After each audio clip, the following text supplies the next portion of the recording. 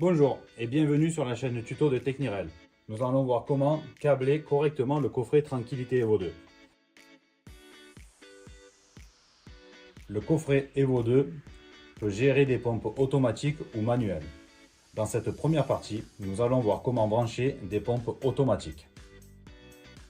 Afin de ne pas perdre la position du sectionneur, nous vous conseillons de faire un repère au marqueur sur le rail DIN.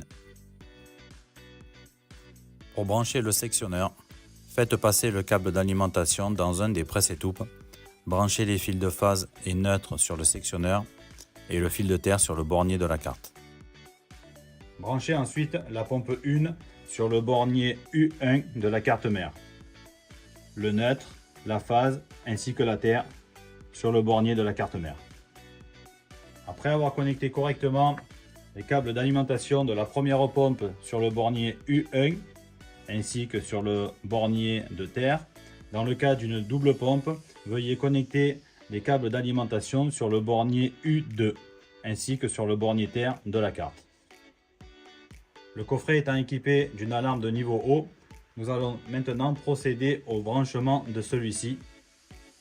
Connectez les deux fils de votre flotteur d'alarme sur le bornier G2 de la carte mère.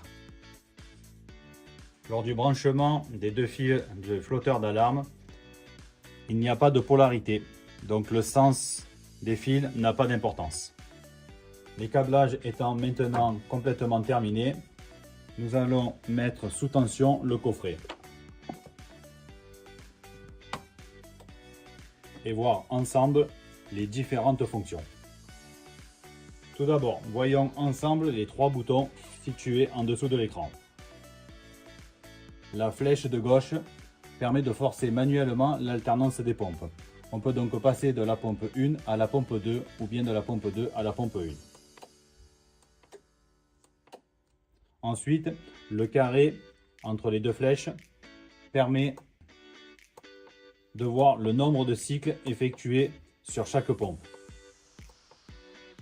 Et enfin, la flèche de droite permet de contrôler les réglages enregistrés sur le coffret.